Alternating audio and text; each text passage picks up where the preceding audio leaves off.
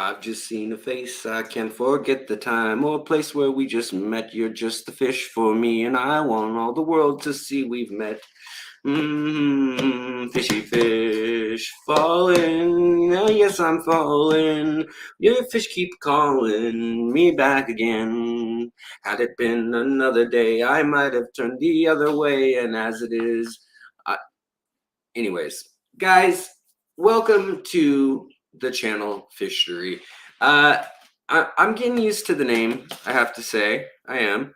I do find myself in a bit of a predicament in that now I say, oh, I have the channel Fishery. And they're like, oh, yeah, I don't know if I've heard of that, or whatever it may be, the conversation.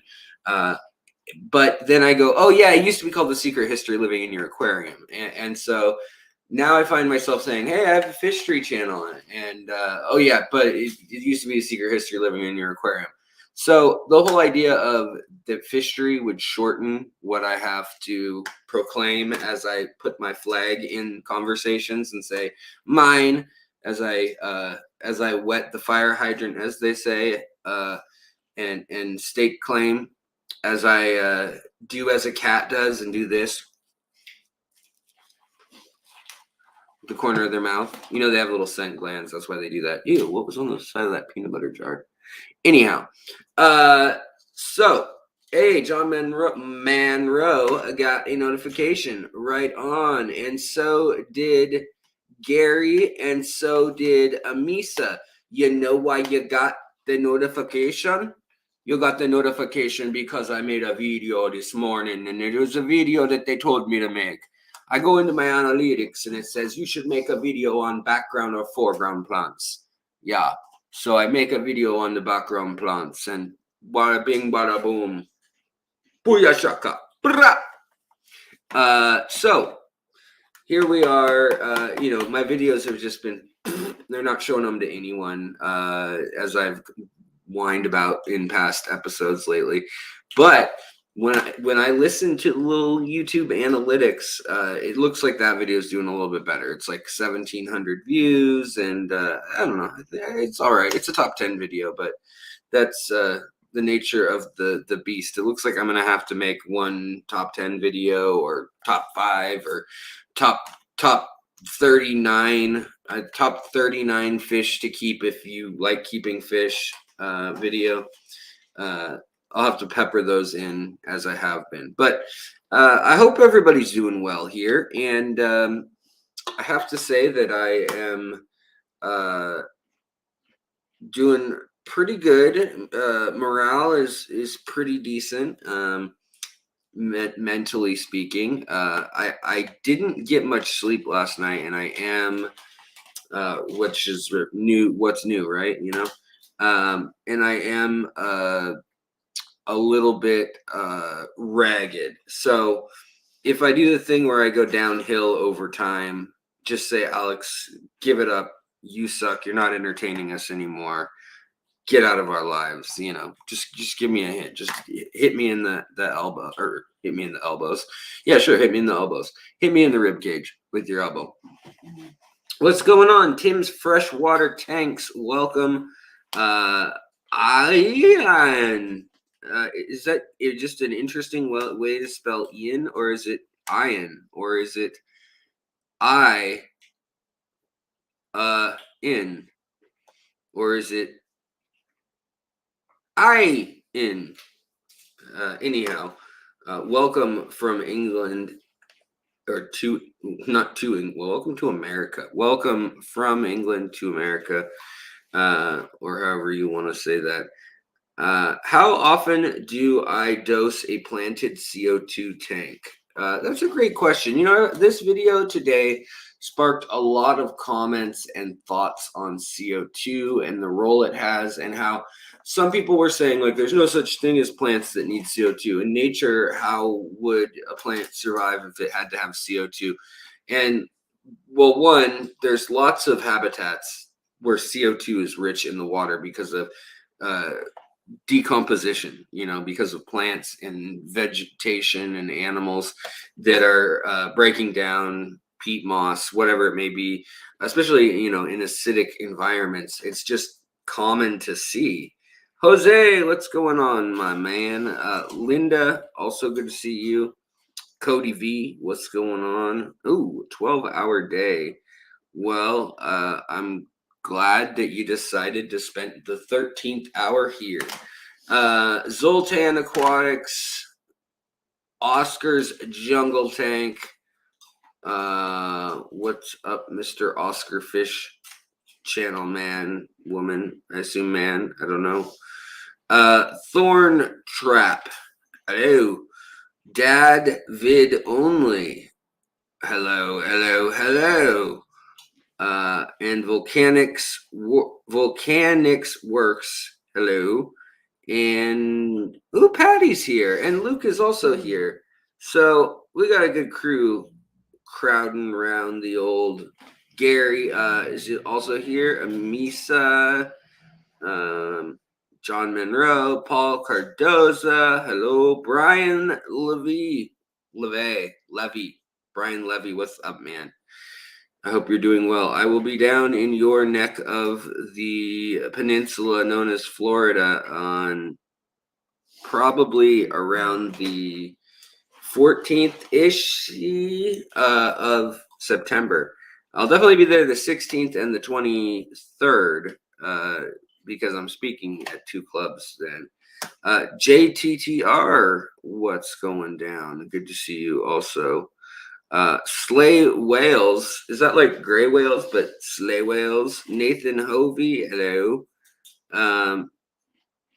Is it possible to create a natural aquarium for Caridina shrimp? Sure. I mean, I don't know what you mean by that, but yes, they exist in nature. So if we try to emulate it, we can definitely get an aquarium close to that. You may need to dial things in for a little while, or it may need to be bigger than just your typical 5-gallon shrimp tank if you really want it to be stabilized and sustainable on its own. But it's totally you can follow the nature tank principles for the most part. Also, let's see here. Why is this feature off? Okay.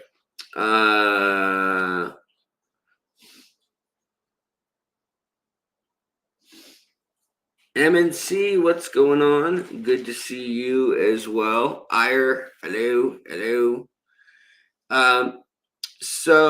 Yeah, maybe I will try to stop by, Brian, because I want to be collecting fish in your neighborhood again. I found some new housing developments that literally weren't there when I was there at the beginning of last year, or the beginning of this calendar. No, it was last year, 2 trips ago.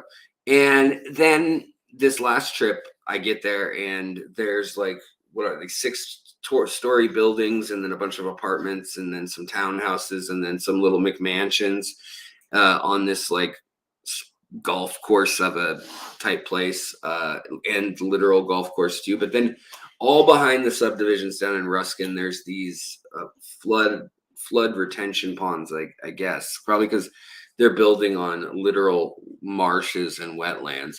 But regardless, so I go down there, and with the first scoop that I did, not when I was with you, obviously, my dear friend Brian, but when I did a scoop in the pond, the first thing I came out with was like 40 of the little red African jewel cichlids. So pretty crazy how many of those there are, taking over that specific area too. That and the what are they called?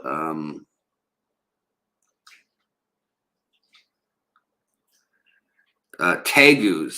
I was like lazy lizards. I can't remember what they're called, but yes, tegus. Emma the Sea Witch, what's going on? Tips on keeping green water, new to it, and I want to be sure I'm good for the long haul. Well, it can be tricky to keep the green water for the long haul. I will say that because the problem is you got to have a lot of light on it, and you got to also have continued nitrates, ammonia, and all the other nutrients. And with that, usually it also can help somewhat to have stagnant water to get it going. But once it turns really green, then you can start bubbling, air stone the water. And once it gets to kind of a what do you say, roiling or rolling when you're talking about boiling? Is roiling a word? Like roiling? Anyway, you wait till it starts looking like it's almost boiling underneath the air stone, and that's when you'll get the max growth. And then from there, if you want to introduce Daphnia or Gamaris, scud type critters, or even like little brine shrimp type creatures, Artima, things like that.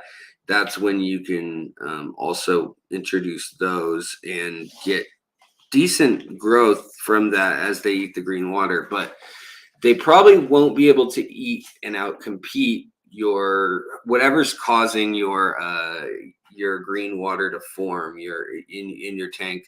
The sunlight, and honestly, the best way to keep a tank producing green water is to just leave the light on like 20 hours a day, and you'll get all sorts of algae oftentimes, and then it'll just kind of flip. I wish there was a product, honestly, on the shelves where you could just buy a packet and add like the starter bloom of algae, and it would just get going for you. That would be very, very nice.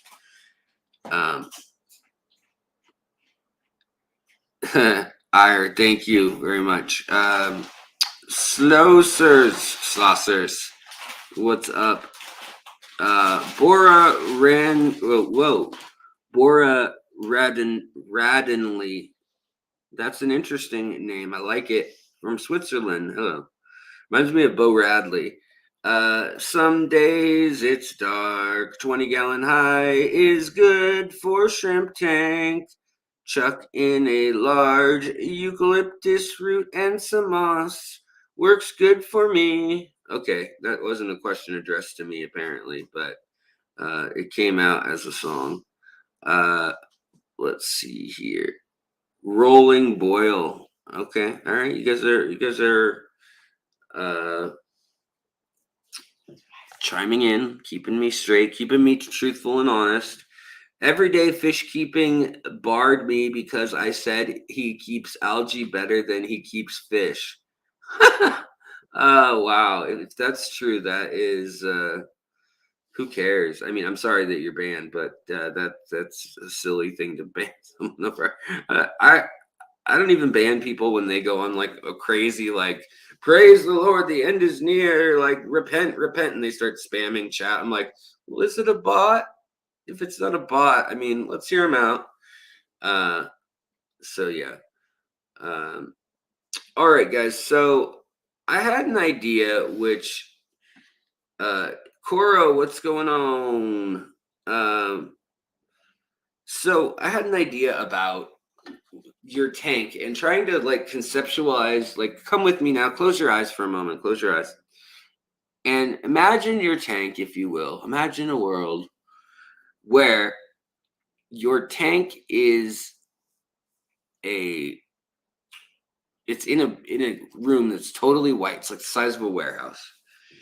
And within your tank, you have what looks like your aquarium, and then like 10 feet mirrored image of it facing it in the aisle of, well, there aren't aisles, it's just one thing in the middle of a big old warehouse space gallery. So it's like Matrix style, where all his combat gear comes flying forward and in those big rows. Well, imagine we got a fish and an aquascape shop like that, and your center one's just floating in this big white bright room. So imagine it there, and you've got your aquarium, and then, like I said, then across from it, imagine that every element in that aquarium is broken down to whatever components were needed, above atomically. Come on, guys. But like, so do you put fish food in there? Do you do your plants grow and then get trimmed, or do they get kind of ragged and maybe the leaves stick around a little too long and then snails munch on them, or maybe they just break off sometimes and then they get mushy and clear? Is there mold in your tank? I mean, are you gravel vacuuming your tank? Whatever it may be, whether you leave it or whether you remove it, what would that look like in its transformed state in this big old white warehouse room if you just got rid of all the fish and the pretty plants and things and you just left it there? uh what elements that are going on are not effective or efficient? And if you're thinking about them and uh you imagine them this image of like all the fish poop, well, then imagine it in its form that it came from. So uh, I want you to kind of imagine the fish flakes, but even going back farther than that. So what's in those fish flakes? There's like MSG and there's salt and there's vitamin C and A and D and all these like, things they enrich it with. And then there's fish meal and tofu and locusts and crickets and soybeans and who knows what's in there. It just in like some sort of basic fish food. But imagine like a picture of all those things piled up in an aquarium and just overfilling like all the elements needed in the process. And I was just thinking like, what elements of that process and of fish keeping can we streamline or can we utilize better? Like what things, like a lot of people keep tanks by doing water changes weekly or even every few days, and that's fine. That's a great way to do things. No harm, no foul there. Uh, but I tend not to do my water changes very often. I do more like water top offs, and I'll do changes to induce spawning. But other than that, it's kind of a rarity that I do water changes. And some people have been saying that, like, hey, I live in an area where water is really expensive, or where it's just we're not supposed to use much of it, but I've got a fish room and we're limited, and so I can't water the yard, or whatever it is they have to do, water their plants and stuff like that, and be doing water changes with the fish tank and shower because my grandma's always taking 5-hour showers. She lives in the basement, whatever it is. So people have been kind of talking about things that in the past might seem silly, but they're not infinite resources in the way that, practically speaking, they're not infinite. In pipelines break down, uh, different people buy out different companies, they change the way things are moved from place to place, whatever it may be. There's boundaries and barriers, and it makes it so things like, even if you have hydropowered or nuclear powered energy, there's waste. So it does count as we use these things in our aquariums. And I was just thinking of like, what is an interesting way to conceptualize the amount of energy being used effectively? So it's going into your aquarium, it's getting metabolized. 90% goes into kinetic energy, fish moving around, fish having babies. 10% is going to new tissue growth, literally, and the energy it takes to run the body of a fish. But I'm just thinking about all these things, and I wanted to say, like, do you know how much, like, as a thumbnail, like, do you know how much waste your aquarium is producing? And then go through that, imagining that tank in that big old clear, not clear, white matrix loadout room with all the stuff the slide comes forward, computer graphics. Uh, but like you'd see, like, oh, I'm utilizing all these different resources just for an aquarium. And then, like, what is it that we can actually, oh, I could just get iso not isopods, but why am I spacing on ostrocods? Like, I can just get seed shrimp, little white dot ostrocods, rather than buying baby fry fish food, for instance. Or you could hatch baby brine shrimp, but then is that more wasteful? There's the shells. There's the using. What do you do with the water after you've used it, and done your stuff with it? There's the smell and how, does the batch get tossed out before it gets used right, or all these different things that come up. But I was kind of just thinking that maybe I'll make a post and ask for some of your feedback on what are those things that get wasted. And I think, like, when you have something like a tank that's for bigger fish, the bigger the fish, the more that kind of occurs in some ways. Now, in other ways, it occurs less, specifically in the food realm of things, because your food is, it's gonna be more holistic foods for your bigger fish. Like, it could just be one fish that you feed your fish, and ta-da, there's your whole the thing you have to imagine. If you close your eyes, you're like, okay, just feeding my giant gar a smallmouth bass or whatever. So that makes it pretty simple. But if it's something that gets more convoluted, like, okay, a cichlid chow and then koi chow and then predatory monster fish, kibbles and bits, or whatever it is, that's it can start involving a lot more complex parts. But I think it's on kind of a bell curve where, like, you start with nano fish, and some of the tanks you can have so they're almost self-contained and don't waste much of anything, and then you go into the medium range, medium light, and they can be pretty good. But then you've got enough fish in there, even though they're nano, that they're going to eat most your microbiome and microflora and fauna, to the point where your fish are going to eat those creatures out of the ecosystem. So yeah. Fish Fam Link says, if you're having a great time, do not forget to hit the like button. Yeah, I agree. It really does help the channel, and it helps spread even videos like the next day. So yeah. Hello, Fish Fam. Hey, it's Lee Wilcox. What's going on, Lee? Just got home from a 60th birthday bash. Good to see you. Hello, Alex. You are looking good and lovely to see you. Thank you. It is good to see you as well, mate. Ian, what's going on? I'm broke, so I stick to whatever's easiest source for me for free. Well, and that's another good point, is like, what are we using out of convenience in our aquariums? Like, what can we be repurposing for our aquariums is another big question. Or the fact that, like, you're heating your aquarium. A lot of people say, who cares? Like, it's just a little 30-watt or 20-watt fish heater, so who cares? I'll use it or I won't. It doesn't even, like, they don't even give two thoughts to those things, especially if you only have a couple tanks.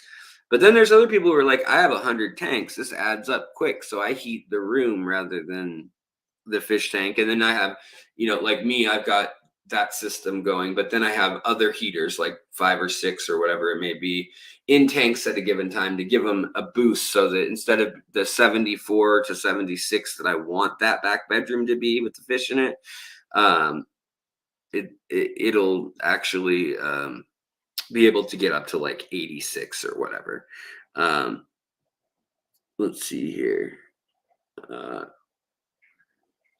Silver Creek, what's going on, bro? Water changes help me scheduling stuff. Also, like cleaning, filter sponge include. Sorry, let's see here. Include. Right now, my screen has got all the font real small.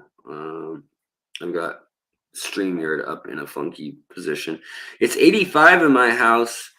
Electricity is expensive, and it's 110 outside.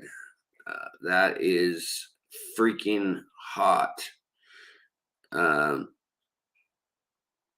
Without a heater, yeah, they'd be in trouble. That's for sure. Cody V, what's going on, man? Where didn't I see? Oh yeah, Silver Creek. Come on, why can't I get this message up? This message brought to you by Silver Creek. Yeah, rock like a Fraggle, bro. Yeah, it's time to Fraggle rock. Dun, dun, dun, dun, dun, dun, dun. Isn't there, that little theme song always reminded me of Get Together Now, or it's so groovy now that people are finally getting together. I think it's so wonderful that people are finally getting together. I think it. Dun, dun, dun, dun. Anyhow, Fraggle Rock, copyright claiming. Copyright claiming layman, speaking for layman, I'll be the blamin', the person in the house with the most. Where are you going, honey? You putting your shoes on? I'm nowhere. Gosh. Oh yeah, my shoes. Yeah, I'm leaving. Okay. Uh, I have Java fern that is black. Andrew's Outdoor Adventures says. Okay. All right. Well, that's pretty cool. I think yours is probably dead, is what you're getting at. But I'm not sure. It doesn't sound good unless you bought it that way on purpose. And if that's the case, then awesome. That's a cool morph. I would love to see it. Also, Llewellyn. Hello, hello, hello. Jeff Kane, Thundering. Hello, hello, hello. I'm so excited to be going to Florida, to be speaking at Cape Canaveral, and to be speaking, Space Coast, and to be speaking at Tampa proper, Tampa Bizet. Should be great. How much CO2 does Echinodorus need? Echinodorus does not need CO2.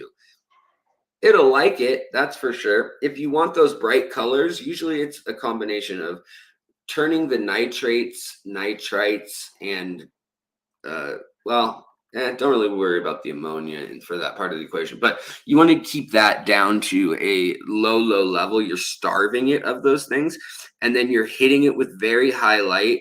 But you don't just want any light. Like a lot of stores come with the light with the blue and the white together, and that may look nice and soft and kind of cool to the your eyes, to the palate.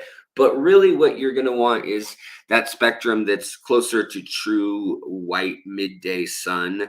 So, like a 6,000 Kelvin or maybe 65, or not Kelvin. Oh wait, yes, Kelvin K. No, that's right. Okay, K. I was thinking of lumens for a sec, but yeah, that will get you what you need. But yeah, so if you have like Prinz Kleiner Sword or Iguazu 2009, those are ones that are, they're going to be somewhat slower growing and a little more compact. Those ones definitely, with the color and the interesting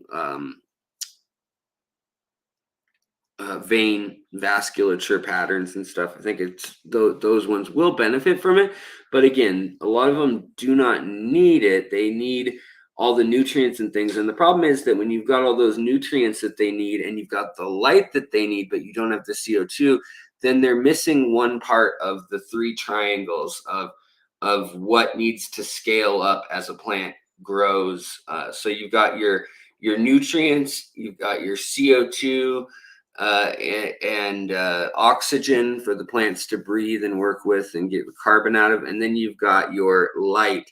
So you're either going to have to adjust your nutrients, your CO2, or your light. And then in the center is kind of water changes. And the more you're putting in all these nutrients and things, if it's in the water column, you're going to need to change that water weekly or whatnot so that the fish don't get too much of stuff, or so that you don't get algae.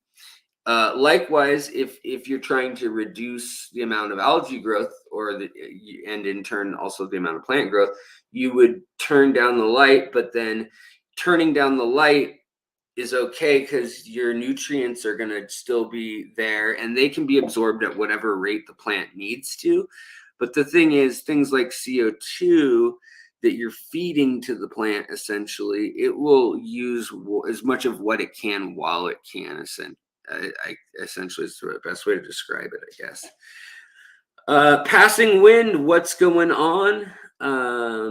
Oh, it's green and black. Maybe it's just a new variant. Yeah, that's interesting. Does anybody else's hornwort have red tips?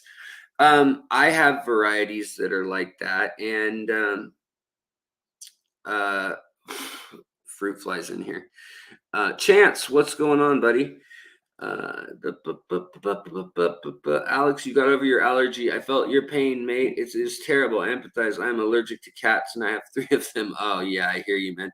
Um, when I wake up and at bedtime, you gotta take antihistamine. Yeah, that's part of the problem with me too, is like my brain right now is actually mentally I feel pretty good, but my eyes and my body from both well it's I take a whole host of things right now, but no, I should say, just in case anybody's wondering, no narcotics, no fun no fun ones. Muscle relaxers would be the closest thing, I suppose, but yeah, no, just Tylenol or ibuprofen is more often, or Aleve, I like that one too. Advil will work too. Taking that for the inflammation, and then hydrazine for the allergic reactions and things, and then I've got uh, prednisone, which they have me go up and down, and it's so frustrating. It leads to things like dry mouth and like a cotton mouth and like eyes that are dry. But then it can make you retain water, which is weird. So kind of opposite effects, but whatever. But anyways, thank you, Lee. I'm glad that you can empathize and that you have a heart, that you've got compassion. I know you're a sweet guy. Petro Man, what's going on? Good to see you. Leo Vaccaro, what is going on? Or Vaccaro. Vaccaro. I probably got it right the first time. I'm gonna just move on. But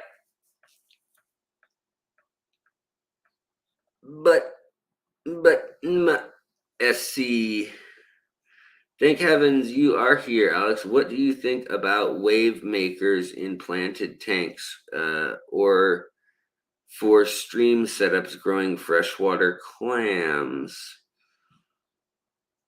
Ooh,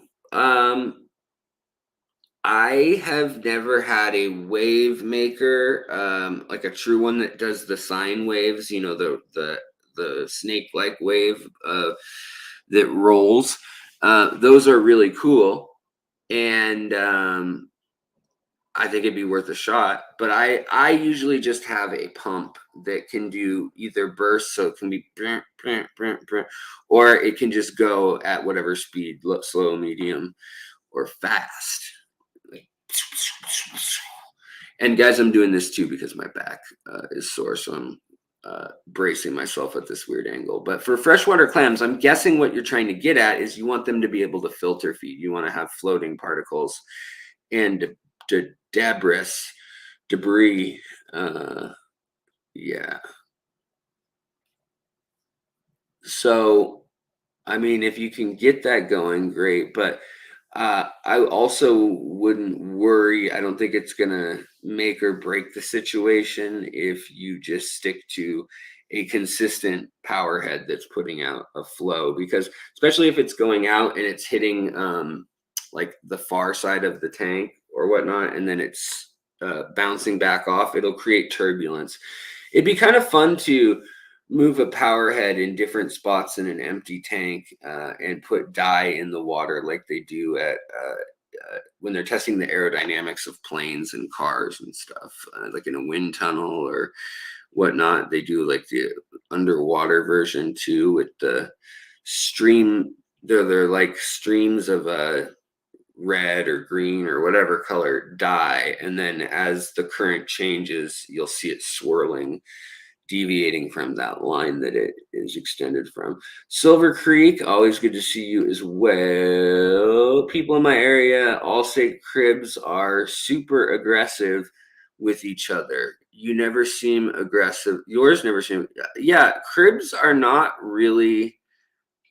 Ale Atkins. Wait, did you just change your name, or is this a different Atkins? Nope, it is a different Atkins. Okay, welcome, Ale Atkins.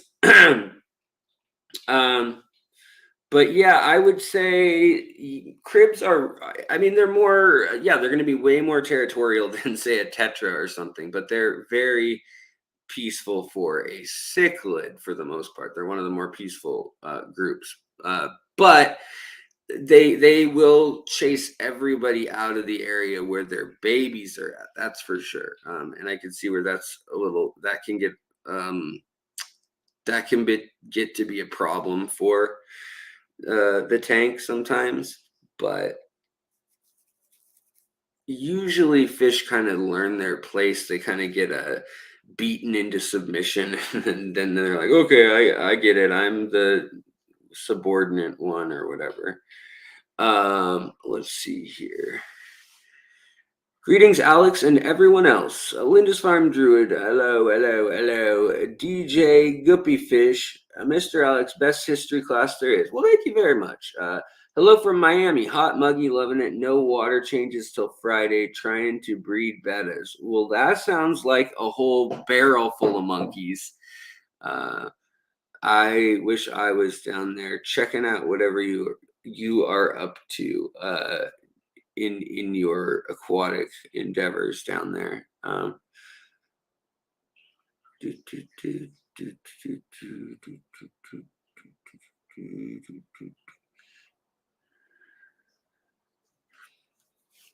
Just looking, guys. I saw a $5 super chat, and I'm not. Oh, there it is. Andrew Vaughn. Hello. Love all your content, Alex. Any suggestions on what I should do with this extra Amazon frog bit? I was hoping to make some food for my other autos and essays. I'm not really sure because water hyacinth is one that is a bit. Oh no, it's frog bit. Okay, sorry. Frog bit is still a bit tough.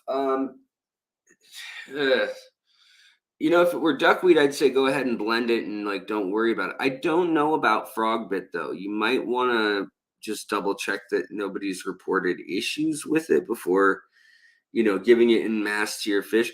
But my guess would be if I were you, what I would do is I'd get some pectin or gelatin, like you would for a jam or a jelly or whatever. And you could get that and you could mix a bit of that, maybe a little touch of garlic, like a half a little clove, chop it up, mince it up, even mash it up into a paste, and then mix that all together. Maybe if you need to add a little bit of their normal food too. But then what you could do is either dry out the frog bit and grind it up into kind of like an oregano or rosemary type thing, and put that into the pectin or gel, the gelatin that you formed, and you can make your kind of own rapashi with various vegetative ingredients. Bring your camera and monitor to eye level so you don't have to hunch over so much looking down. Yeah, I will. And again, yes, thank you for the super chat. Appreciate that. It does help. Sweet. Leo. Oh, I read that wrong. Somebody was like, sweet Leo. But I read it as, oh, sweet Leo. Hello from France. Great to catch you live. Oh, Nolan. Well, glad you can make it and welcome. Yeah, hold on. Let me grab a drink real quick. I'll be right back. 2 Atkins. That's too many Atkins. I'm going to give one of you guys a spatula, like the little triangular one for smoothing things out with the aquascape, and you're gonna each get one of those, and then you're gonna have to fight to the end. There can only be one. Do plants raise pH in soft water tanks? No. They actually tend to kind of lower pH, most plants, and it's because when they die they break down, so even any minor deaths and things are shedding those cells, which are then breaking down. Hold on, be right back.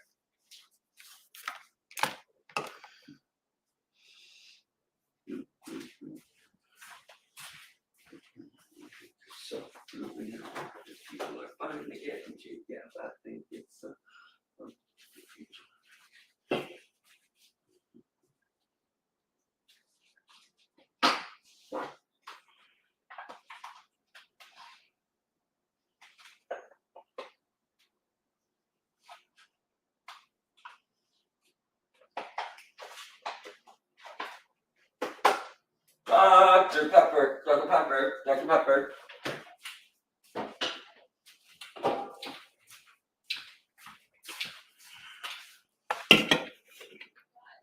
No, not quite yet.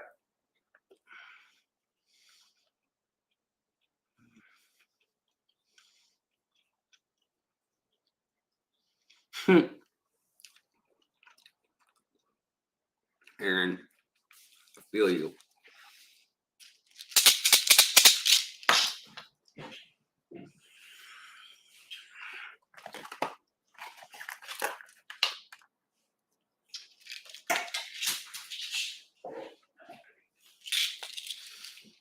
Also, I have to do my testosterone shot and my progesterone, estrogen, human growth hormone, all the stuff that your pituitary gland controls since my head injury.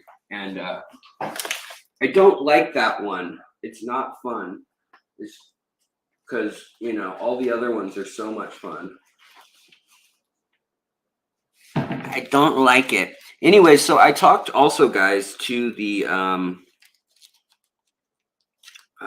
Sarah rep, SERA, and they were like, you know what? We're going to send you products. And I told you guys that earlier last stream. But yeah, it's going to be a thing. And they're going to send free giveaways. So they have stuff like a water test kit and a couple other things. Plus, I haven't forgot about, hold on, guys. Okay. I haven't forgot about the axolotls. My name is Axel. My name is Axel. With an E. This one's with an O. Axel. If you're happy and you know it, shake your meds. Methotrexate means me up, and prednisone helps, but it's rough on the body. Aaron, I thought you were going to lead me into a sing-along. That was not the sing-along I wanted. But look at this one. This one's goofy. Like, who's ever seen an axolotl with legs like that? This would be the tallest axolotl in the world. It's got like derpy dog legs or something. If you live in the Seattle area, by the way, Denny's Pet World is having a sale, 50% off all plants and fish. Killer deal. They're having their 50th anniversary sale. How would you set up a natural tank for freshwater crabs? I'd have a lot of land. A lot of people don't give them enough land and they give them too much water. I would either set it up so they can get down into the water and they can go into a cave and chill. And then above that cave, you could have more landscape. Or I would, no, I think that's what I would do, actually. Yeah. And then, anyways, when we were playing the medicine shaking game. Oh, and here's my trash company saying, we didn't pick up your trash because we suck.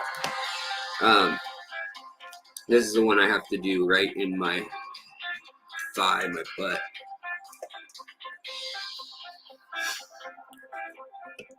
Guys, you ready? And you know what? I would give them some mangrove trees. I'd probably try to do brackish if I could. Bogsy. Hey, Alex, thanks for the content. It's so helpful. I have a question on lighting plants. What would you recommend on a 55-gallon, 29-gallon so my plants get light to the bottom? FluVolt 3.0. I hear the aquarium co-op light is pretty decent too, and I think it's about on par with the Phoenix 24/7 full spectrum, which is like, it's okay. It's a step above the crappy big store box lights, but you could also probably get like a floodlight LED 2-pack of, say, a 30-watt floodlight. As long as the floodlight is 6,000 to 7,000 Kelvin, in my opinion, that's kind of the area you'd want. Some people would say, oh, I like 5,000, but to me, though, it's not enough. It's not warm enough. It's not fruiting enough. and you're just encouraging a lot of vegetative growth, which tends to kind of promote the algae more. But I would either get, yeah, 2 spotlights, like 2 Cree LEDs. And Cree is like a diode manufacturer. So there's all sorts of brands that use CREE. Sometimes you can Google CREE LED floodlight, and you can get a 2 pack for like $29.99 or $24.99 sometimes. And usually they'll have like a little bar that moves, like that swings, like a briefcase handle or a tea kettle handle, pot or kettle handle, and you can then mount that and then use it to tilt it, or you could put it right on the glass of the top of the tank. So I would maybe do that. How are my Malawi shrimp doing? They're doing really well. Have your thoughts around them changed since the crash? They're really, really hard to come by.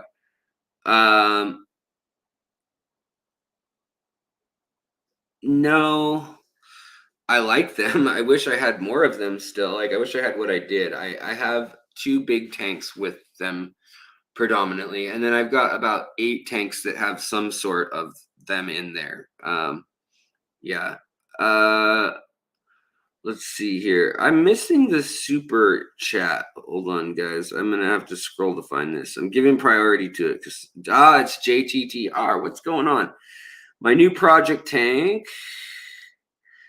Come on. There we go. Is soft water, deep substrate, filterless tank for Carradina shrimp. Right on. That sounds awesome. But thank you so much for the super chat. My new project tank has soft water, deep substrate, filterless tank for care. So your main problem is going to be just worrying about where. I mean, you're gonna have to get RO water probably, because any hardness in the water is gonna compound. So I would just say beware of that. But that sounds, yeah, it sounds great. Thoughts on angels and apistos and a 40 breeder? You can do it. I've done it. The angels should kind of get their established room first. You're gonna need to keep it open all the way because that's not a lot of height for angels and apistos.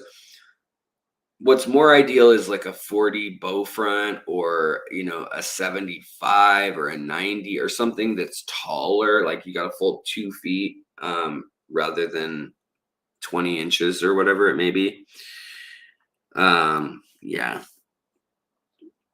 But yeah, you can do it. And you can also, you just want to section it off, break up lines of sight, put a big old piece of wood in the center, have some ditherfish, some little tetras or rasboras hanging out. Yeah, you'll be fine. I've raised both in the same tank. Let's see.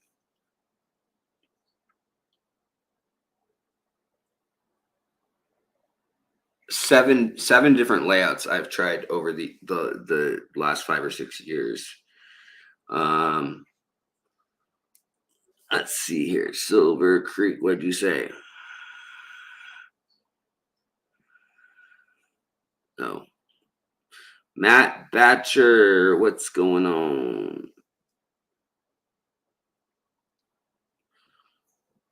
Catching a stream again for sure. Oh, I'm glad you are too.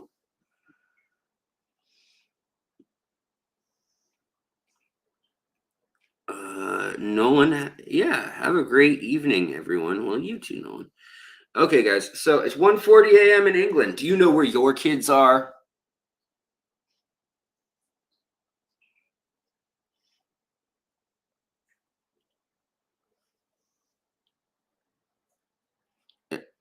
Should I do the NPC live stream, guys? That new trend that people are talking about, where you be like, for $5 I'll say fish, for $20 I'll do a jumping jack and take off my sock and swing it around my head or something, and then every time that happens the person's like, fish, fish, fish, and the rest of the time I'm supposed to just go,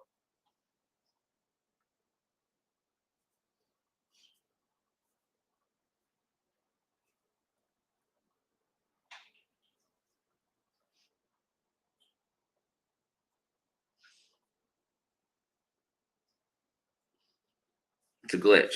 Anyhow, some gal is doing that on her live streams, and she's making, I think they said $9,000 a day doing that NPC, where she's like pretending to be like a glitchy character from a, you know, mid 2010, early, well, like 2010,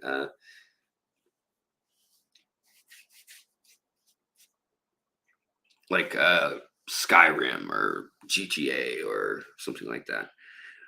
That's the thing. Yeah, it's a thing. Throw the flake in the air if use a true player. Yeah.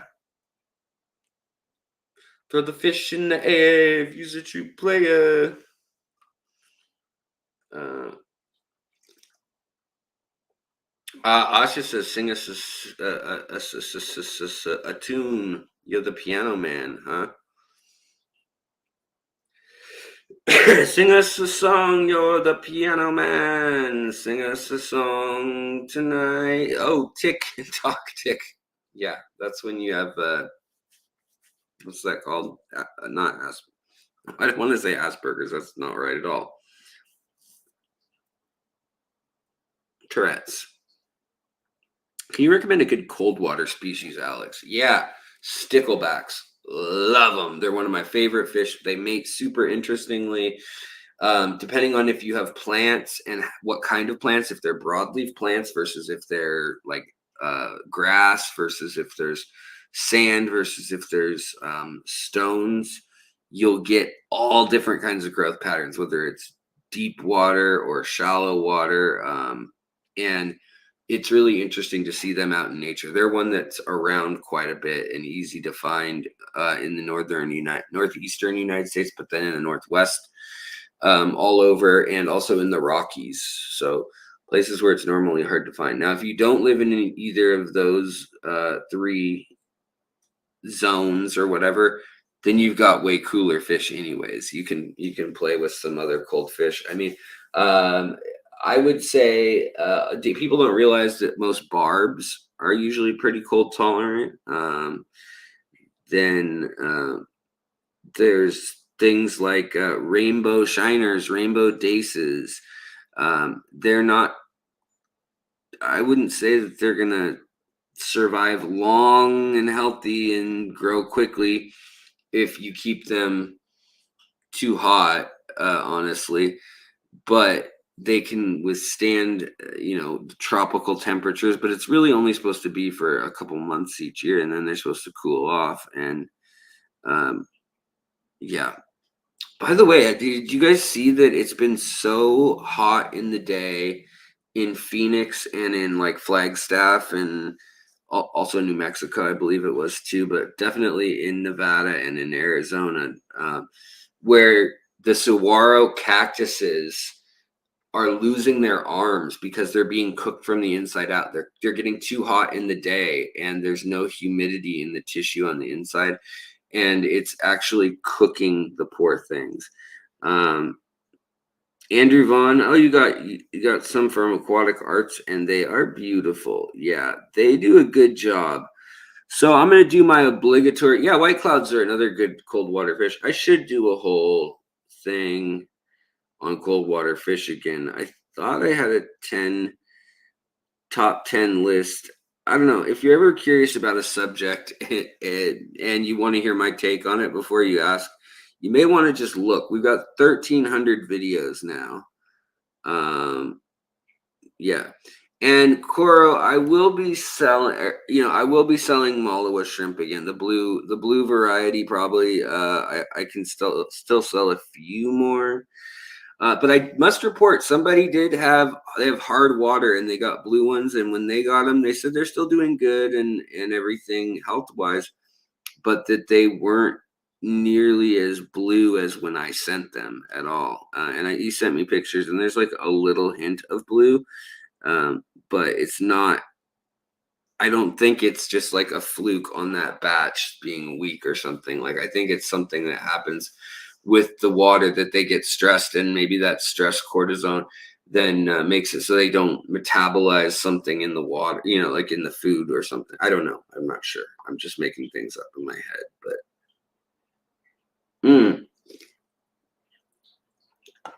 Fishery. Have you ever used breather bags for shipping? Yes. Yeah, I like those. In fact, I really prefer those for shrimp. Big time. I prefer those for shrimp.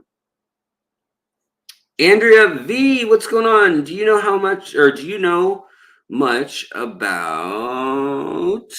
Oh, here we go. Freshwater pipefish. Seems a lot of species are brackish. Makes me nervous about species that are purely freshwater. So I must, I must confess. This is me confessing. I don't know the hand gesture for confessing. Whatever. Do the Stations of the Cross. Um, but thank you very much for the $5 super chat. It's very kind of you. Yes, you must pay me $5 to ask any question, unless it's absurd, and we do a silly walk question. Yeah.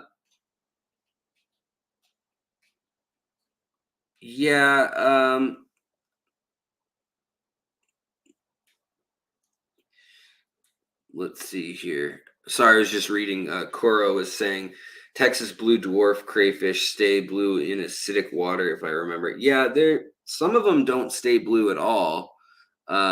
It's just an age thing. Like they'll stay that way for a year or two, and then if they run into like another male, or if they spawn, or like I don't know what sets it off, but then they can, all of a sudden not have that trait as prominent. So that's the thing. Sorry, guys, my eyes are so tired tonight from something. That, and they're just like kind of itchy, but everything else is doing good. So back to the pipe fish. I wish, I wish I hadn't stepped on that fish. Simpsons. No, I wish I knew more about them. Because when I'm going to Florida, I really want to collect them in the brackish streams. But I would too. Like I would also. That's probably the best way. Yeah, that's the best way to say that. I would also like to go catch them from freshwater. I think they're so cool. I think they're on par with, if not cooler than, like little seahorses. So that's just my 2 cents. But I'm sorry, I don't know a whole lot about them, and the ins and outs. I think Father Fish actually does, though. Not 100%, but I feel like he does, because he lived in Florida for like 30 years or whatever. Volcanics works. That's what I get it. All right, let's see here. Alex, yeah, the reason I'll be tired tomorrow.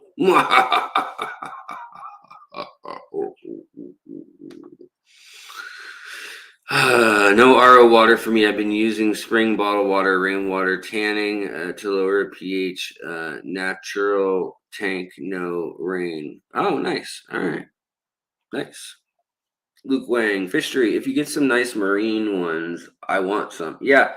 Okay. I'll let you know, because also Father Fish said he could let me know where the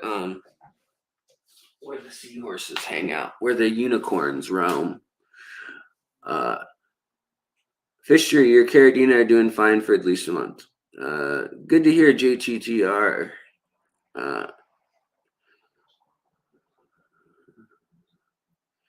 Yeah.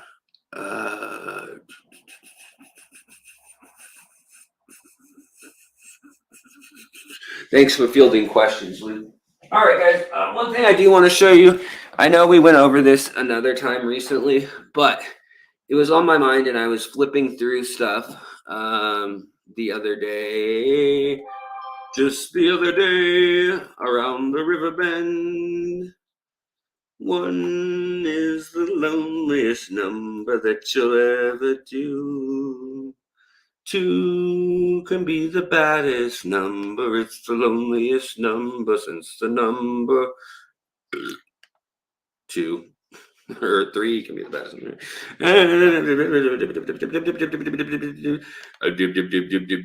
I'm alright. Ain't nobody worry about me. Why you got to give me a fight? Why don't you just let me be? Do what you want. Do what you have to me. Can't you hear me? Oh, heart beating. Oh, heart beating. Oh, heart beating. Well, what you got? What you got to do? Give me the best.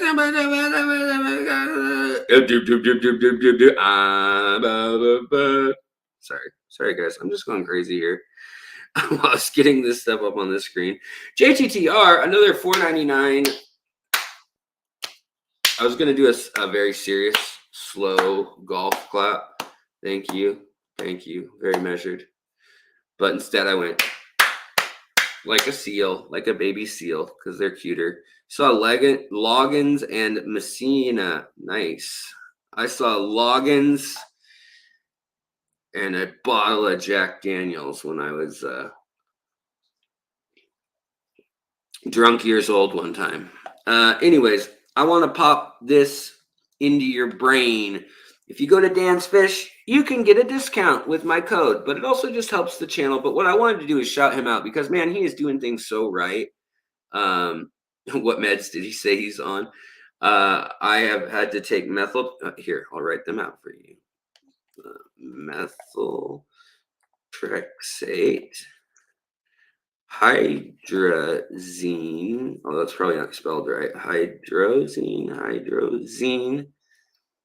which is just extra strength Benadryl, basically. Methotrexate is a chemo drug. It bashes your immune system. Then prednisone, that's the one.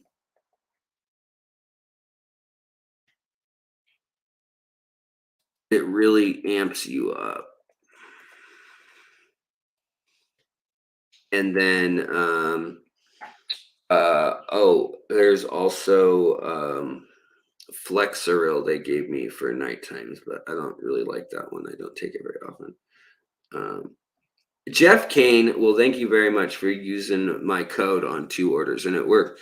That's good. That's good. I wish I could get you more of a discount, honestly.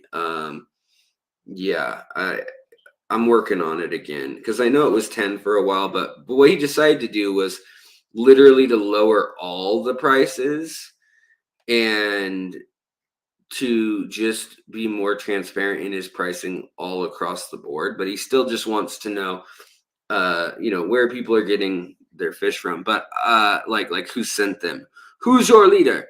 But he's got a bunch of new stuff up.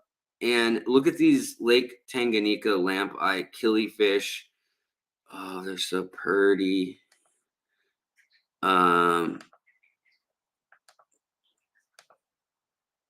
They have the yellow and the green and the little dots, or more like a green and a blue, but still very cool.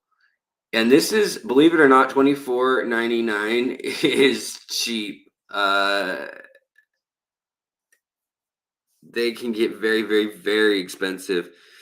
Also, fancy red dragon guppies. What I like about these big Dumbo ear guppy types that have the large pectoral fins is that they are absolutely beautiful from above.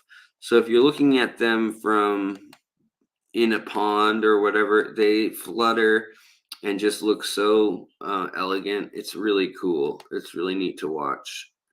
Also, these are cool because I haven't seen them in the hobby yet.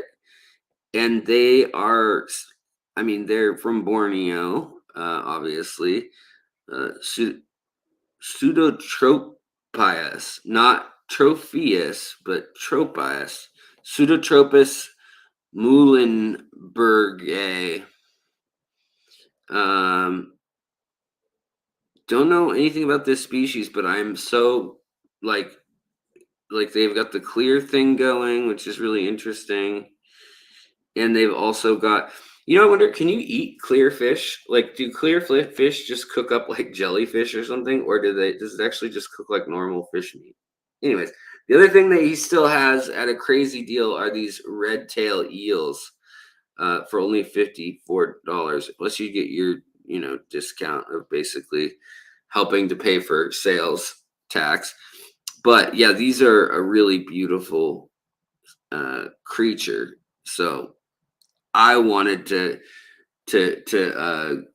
jump out there and support them because they only get 6 or 7 inches long, which for an eel or a knife fish kind of looking thing is not common. That's very nice that it stays so small.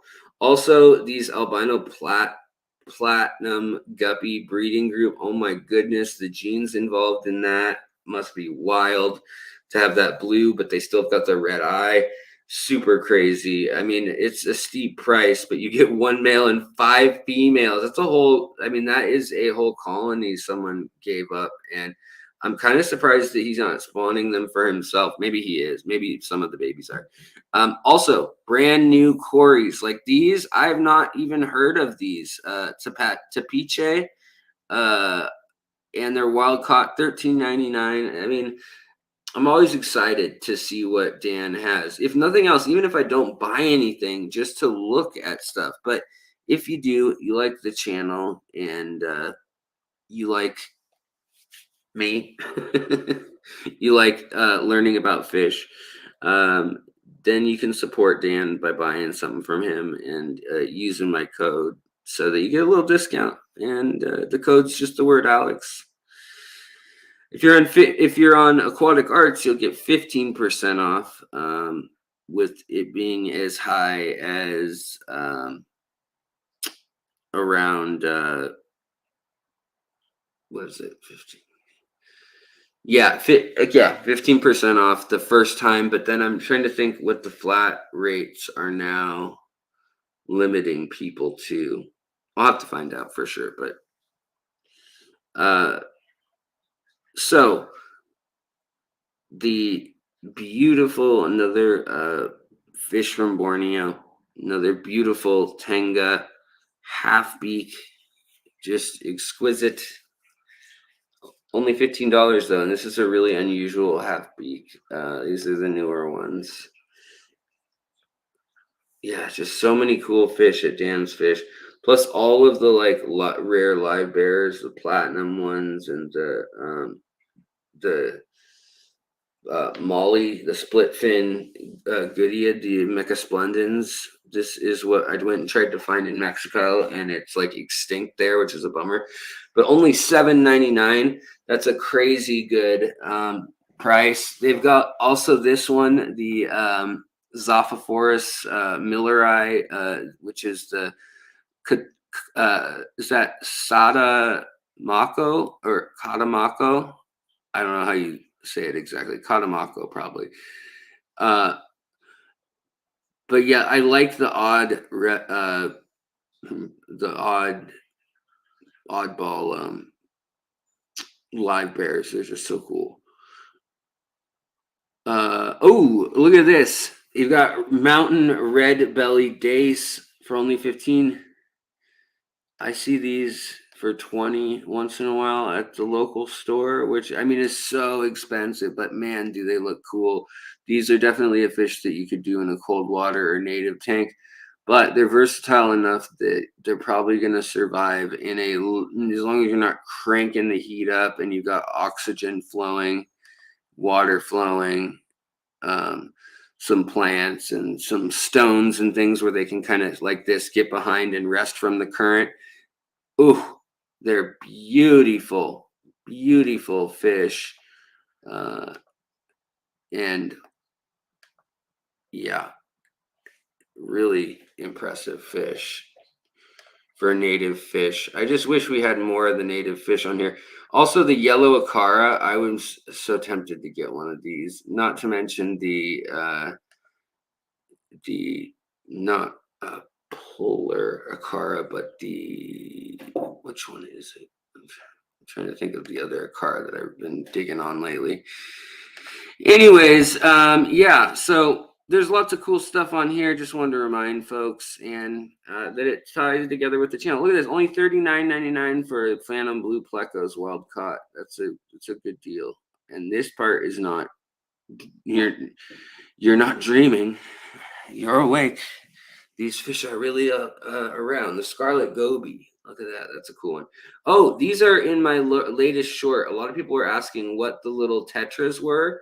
They weren't tetras. They were these Pethia gellius, and they are really beautiful. Where they have a light, kind of pale straw or amber color to them, and then on the maybe it's the female, I would guess. There's like an orange darker body that's a little less translucent, but it's pretty cool. They're a neat one, um, and inexpensive. Again, $6.99.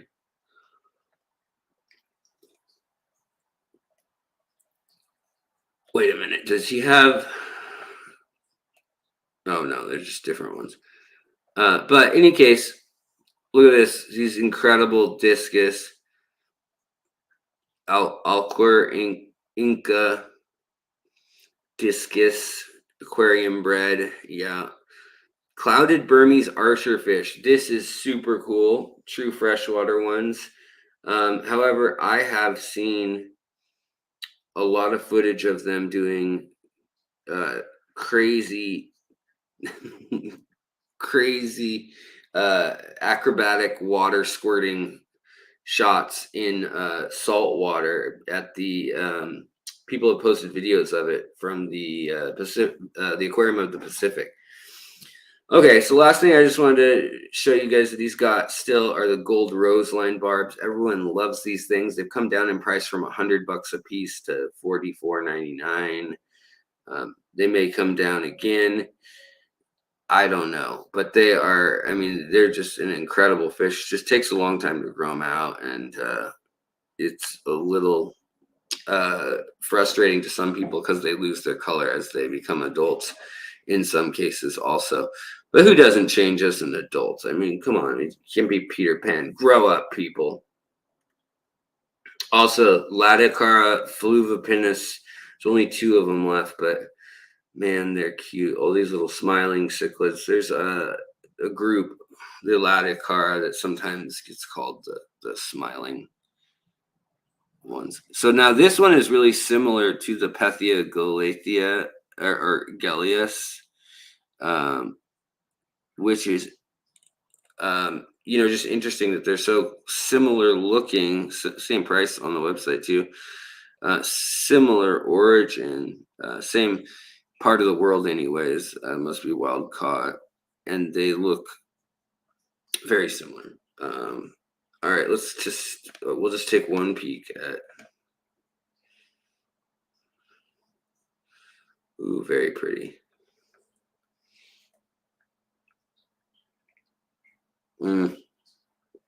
Incredibly beautiful fish here, right here.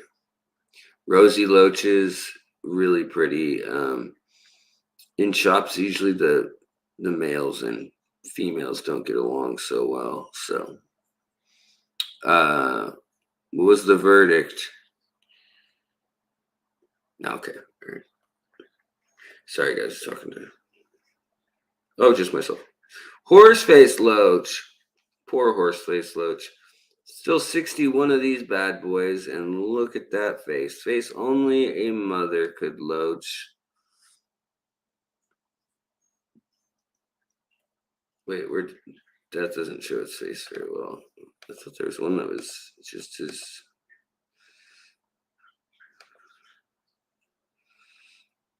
Yeah, you can kind of see the horse nozzle there. It is kind of hard to see in these pictures. Let's see, is there any of them that not there? But you can Google them. You can Google them. You can Google. All right, guys. Well, that was what I had slated for today. Plus, I just wanted to show you some cool stuff. Oh yeah, you guys in the UK, you can't get in on those fish. That's a bummer. But you do have like Maidenhead Aquatics and stuff like that have some incredible critters. But guys, I want to thank you so much for joining me. We'll do another just hang out, chitty chatty, chitty bang bang, chitty bang bang. feel like the artist MIA needs to redo that song. Chitty chitty bang bang, chitty chitty bang bang, chitty chitty bang bang. Gardaki, uh-oh. Let's see some plants now. Next time. We'll do that another time. But yeah. Uh-oh.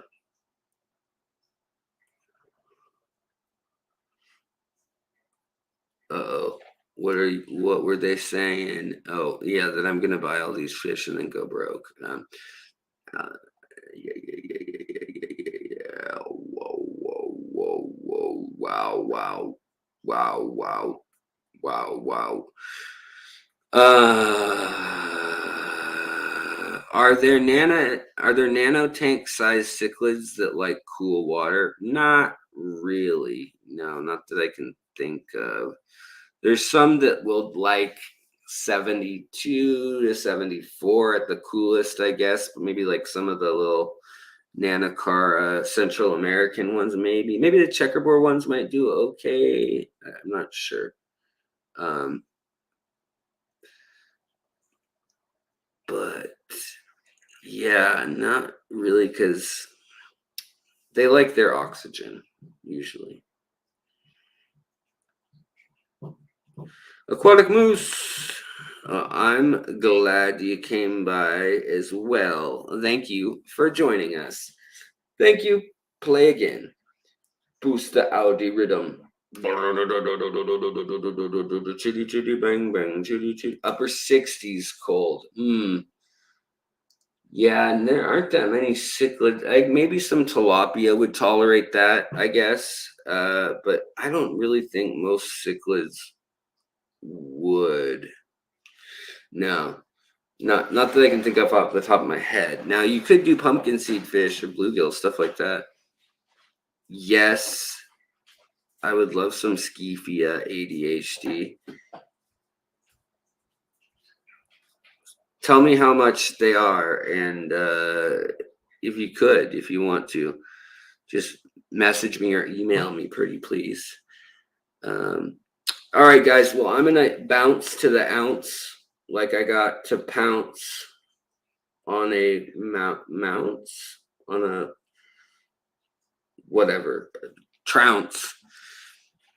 I'm gonna get out of here. Email me your address and I'll ship it. Oh, that's so exciting. Oh, I'd love that. Thank you. Here, Alexander J. Williamson. Everybody knows my email. Do I get a million emails a day? Okay.